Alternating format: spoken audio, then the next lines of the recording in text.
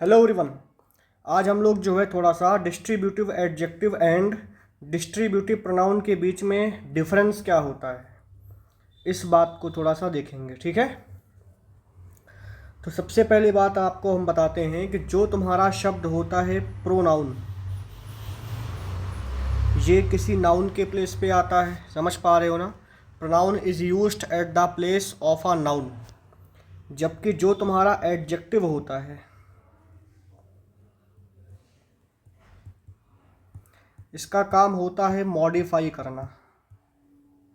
किसको मॉडिफाई करना बोलो? नाउन को मॉडिफाई करना। समझ पा रहे हो?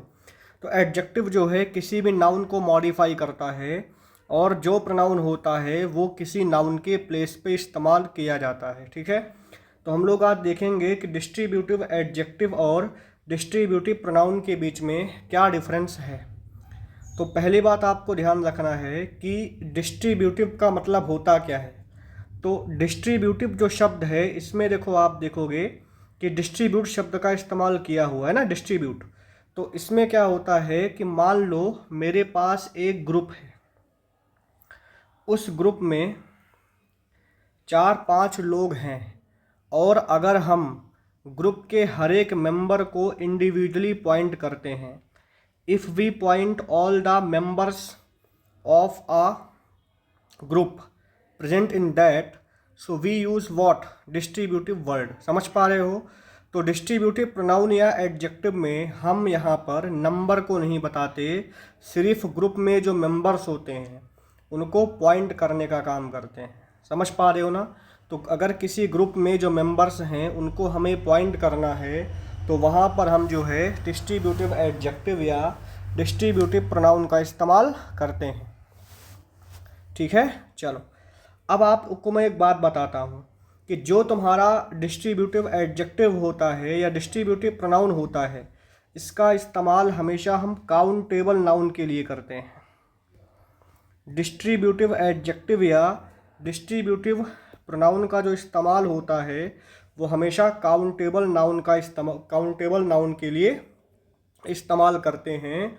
और इसमें भी हम ग्रुप में जो मेंबर्स हैं उनके नंबर को नहीं बताते, इसीलिए जो तुम्हारा नाउन होगा वो नाउन तुम्हारा सिंगुलर काउंटेबल नाउन होगा। समझ पा रहे हो ना? तो डिस्ट्रीब्यूटिव एडजेक्टिव या प्रोनाउन जो होगा, उसमें जो नाउन्स होंगे वो बोलो क्या होंगे? सिंगुलर काउंटेबल नाउन होंगे। समझ पा रहे हो? मतलब जैसे अगर आप प्रोनाउन की बात करोगे तो प्रोनाउन में बहुत सारे में से एक की बात करेंगे, है कि नहीं है? तो जैसे आप देखोगे कि जो तुम्हारा डिस्ट्रीब्यूटिव प्रोनाउन होता है ये टोटल 3 होते हैं। ईच हो गया, आइदर हो गया, और बोलो क्या हो गया? नाइदर हो गया। ठीक है, ईच का इस्तेमाल हम 2 या 2 से ज़्यादा के लिए करते हैं, आइदर का इस्तेमाल हम 2 में से एक के लिए करते हैं, और नाइदर का इस्तेमाल हम 2 में से किसी के लिए भी नहीं करते हैं। समझ पा रहे हो? यहाँ पर एक इम्पॉर्टेंट कंसेप्ट है कि जैसे आप यहाँ पर ध्यान दो कि जो तुम्हारा आइदर और नाइदर है, इसका इस्तेमाल हम सिर्फ 2 के लिए ही करते हैं, 2 से ज़्यादा के लिए नहीं करते हैं। समझ पाए? But each can be used for 2 और मोर देन 2। ठीक है, अच्छा एग्जाम्पल देखते हैं।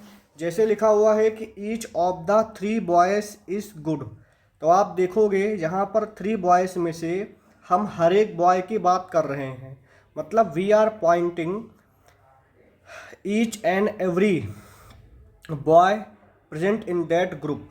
समझ पा रहे हो? अब आप ध्यान दो कि यहाँ पर ईच के बाद क्या लगा हुआ है? बोलो ऑफ लगा हुआ है कि नहीं है?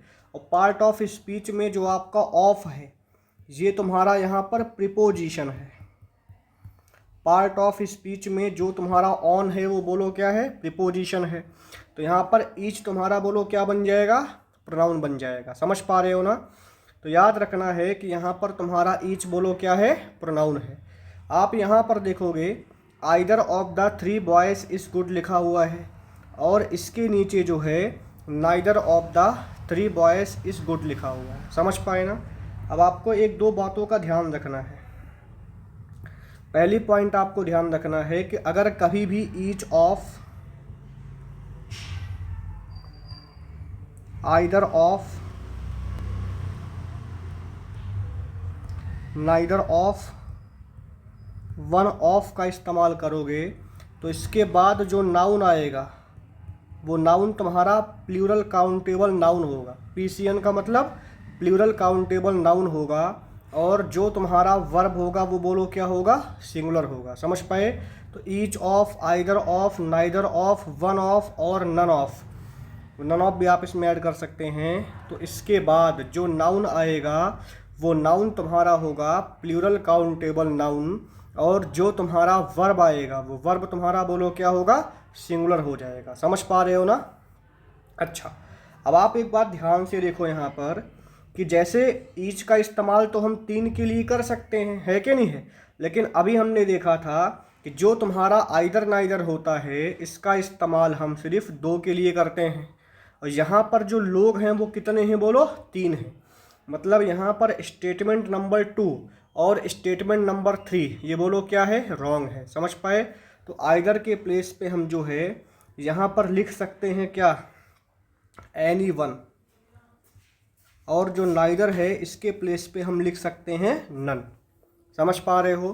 तो अगर 2 से ज़्यादा होंगे तो आइदर के प्लेस पे हम लगा सकते हैं एनी वन। और अगर जो है 2 से ज़्यादा है तो नाइदर के प्लेस पे जो है हम नन का इस्तेमाल कर सकते हैं। समझ पाए ना? यहाँ तक किसी को कोई दिक्कत तो नहीं है, ठीक है ना? आगे हम देखेंगे इसके बारे में और, ठीक है। बट अभी थोड़ा सा हम आपको सिर्फ इसका इंट्रो बता रहे हैं बस। अगला तुम्हारा लिखा हुआ है डिस्ट्रीब्यूटिव एडजेक्टिव। डिस्ट्रीब्यूटिव एडजेक्टिव बोलो कितने होते हैं, 4 होते हैं प्रॉपरली। ईच हो गया, आइदर एवरी हो गया, आइदर हो गया, और बोलो क्या हो गया, नाइदर हो गया। ईच का इस्तेमाल हम 2 या 2 से ज़्यादा के लिए कर सकते हैं, ठीक है। और एवरी का इस्तेमाल हम 2 से ज़्यादा के लिए कर सकते हैं। मतलब each can be used for 2 but every can not be used for 2। Each का इस्तेमाल हम 2 या 2 से ज़्यादा के लिए कर सकते हैं, बट जो तुम्हारा एवरी होता है इसका इस्तेमाल हमेशा 2 से ज़्यादा के लिए होता है। इसके बाद जो तुम्हारा आइदर और नाइदर है इसका इस्तेमाल सेम ही रहेगा, 1 आउट ऑफ 2 और नन आउट ऑफ 2। समझ पाए? तो यहाँ से आपको एक बात समझ में आ गया कि जो तुम्हारा ईच है, एवरी है, आइदर है, नाइदर है, ठीक है। यहाँ पर each, either, neither distributive adjective का भी काम करता है और डिस्ट्रीब्यूटिव प्रोनाउन का भी काम करता है। बट जो तुम्हारा एवरी है ये तुम्हारा बोलो क्या है, एडजेक्टिव है। एवरी कभी भी जो है प्रोनाउन का काम नहीं करता है। समझ पाए ना? और मैंने आपको बोला है कि यहाँ पर जो डिस्ट्रीब्यूटिव शब्द है ये खाली क्या करता है, ग्रुप में जो मेंबर्स प्रेजेंट होते हैं उनके संख्या को ना बता करके उनको पॉइंट करने का काम करता है। समझ पाए? इसीलिए मैं आपको बताता हूँ कि जो तुम्हारे एडजेक्टिव होते हैं, है कि नहीं, ये क्वालिफाई करते हैं किसको बोलो, नाउन को। तो डिस्ट्रीब्यूटिव एडजेक्टिव के बाद जो नाउन आएगा वो बोलो क्या आएगा, सिंगुलर काउंटेबल नाउन आएगा। और इसके बाद जो वर्ब आएगा वो बोलो क्या आएगा, सिंगुलर आ जाएगा। जैसे आप देखोगे यहाँ पर बोला है ईच स्टूडेंट इज़ प्रेजेंट। अब स्टूडेंट के प्लेस पे अगर हम कर देंगे स्टूडेंट्स तो जो स्टेटमेंट होगा वो बोलो क्या हो जाएगा, रॉन्ग हो जाएगा। यहाँ पर मैंने बोला है every point will be considered, either student is present और नाइदर स्टूडेंट इज़ प्रेजेंट। समझ पा रहे हो? तो आप देखोगे ईच, एवरी, आइदर और नाइदर जो यहाँ पर लिखा हुआ है इसके बाद compulsorily we have to use noun singular countable and verb will be singular. कोई दिक्कत तो नहीं है ना? और एक पॉइंट आपने सीखा कि जो तुम्हारा ईच, आइदर, नाइदर होता है ये एडजेक्टिव और प्रोनाउन दोनों का काम करता है, बट एवरी खाली किसका काम करता है बोलो, एडजेक्टिव का काम करता है। समझ पाए ना? चलो आगे देखते हैं। जैसे मैं आपको एक बात बताता हूँ कि लिखा हुआ है कि एवरी इज़ एन एडजेक्टिव। जो तुम्हारा एवरी होता है ये एडजेक्टिव का काम करता है, एवरी कभी भी प्रोनाउन का काम नहीं करता। लेकिन अगर मैं एवरी के साथ वन लगा देता हूँ, अगर मैं एवरी के साथ बड़ी लगा देता हूँ, है कि नहीं है, तो ये तुम्हारा बन जाएगा प्रोनाउन। और इस प्रोनाउन का नाम तुम्हारा होगा इनडेफिनिट प्रोनाउन। बोलो क्या होगा, इनडेफिनिट प्रोनाउन, जिसके बारे में हम आगे कभी सीखेंगे। समझ पा रहे हो ना?